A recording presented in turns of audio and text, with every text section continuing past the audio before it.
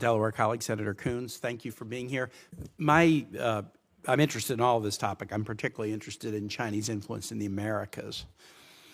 I have maintained during my now 12-plus years here under presidents of both parties and under Senates controlled by both parties that we don't spend enough time or attention in the military space through Southcom or in the foreign assistance space. We're not focusing enough in the Americas. And China sees that as a huge opportunity area for them. And my other colleagues who travel in the Americas, we see this all the time.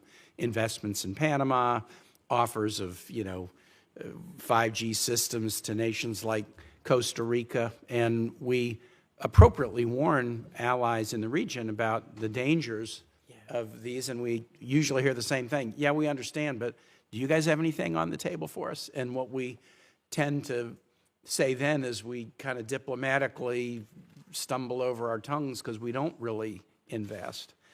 I'm very nervous about a recent statement of President Trump's reported last week. We don't need Latin America. That was widely reported. And then the foreign aid pause last week, which didn't just affect programs in Latin America, it affected them everywhere. But even setting those things aside, talk a little bit about what you're seeing in terms of Chinese influence in the Americas and how worried we ought to be about it. So the Americas is currently our primary battleground with Beijing. China sees our weaknesses there. They see an opening. They're showing up across the hemisphere. I think the recent port opened in Peru is a perfect example. When we show up, we win. And one example, I would like to thank Congress and this committee for authorizing and appropriating the CHIPS Act, which included $500 million for the State Department to show up in Latin America and elsewhere and partner with nations to support U.S.-based semiconductor manufacturing. And just to use as an example, there was a CHIPS plant in Costa Rica that had closed, relocated to China, but it is now back up and running in Costa Rica. And the CHIPS portion of the CHIPS Act that involved incentives for allied nations to produce chips near shore, if not onshore, was a factor in that decision. And I would also like to add that that was a factor in Costa Rica saying no to Huawei and going with Western alternatives, because you cannot be a CHIPS recipient and have Huawei as your 5G provider. I'm quite confident that this committee would rule as such. And I would be remiss in my duty if I didn't add there is a substantial amount of counter PRC malign influence activities across the hemisphere that is currently frozen.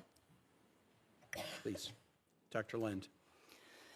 Thanks so much. It's a really important question and important to remind us of how vital the Latin American region is and is going to be in coming years. We are in a superpower competition.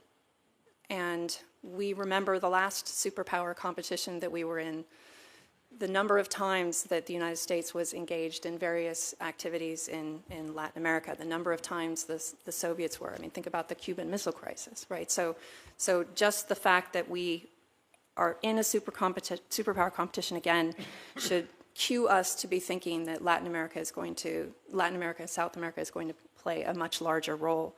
I would say that China in particular is already, from its perspective, it sees the United States as very much operating in its backyard.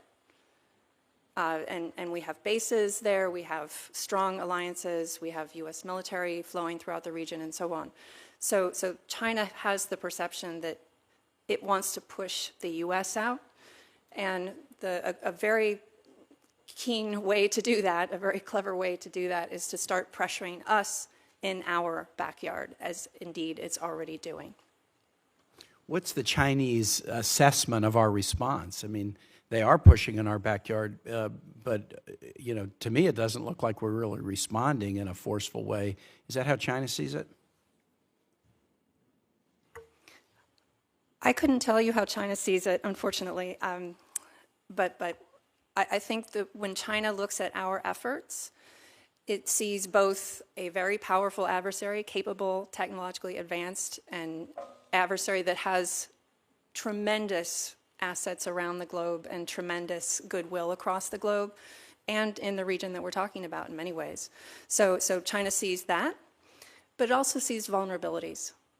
and the vulnerabilities are many of which we've been pointing out today. And the vulnerability of the pause in foreign aid, for example, that's a... Or refusal to confirm ambassadors in the region. These are all kind of part of a fabric. My time is over, so I yield back, Mr. Chair. Thank you. Senator